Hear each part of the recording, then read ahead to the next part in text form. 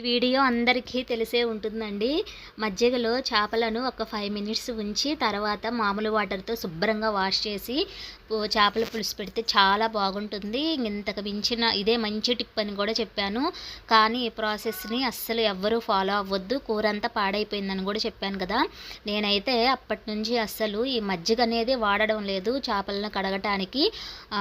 వెనకట కాలంలో ఏదైతే అంటే ఉప్పు, పసుపు వేసి శుభ్రంగా చేపలను కడిగేవాళ్ళు కదా, అదే ఫాలో అవుతున్నాను.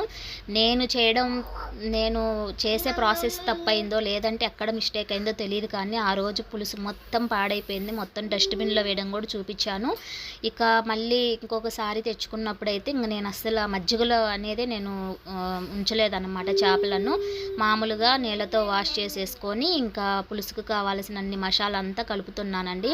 ఇక్కడైతే కలిపేటప్పుడు నాకు ముల్లులు కుచ్చుకుంటున్నాయి చేతికి, అందుకే నిదానంగా కలుపుతున్నాను.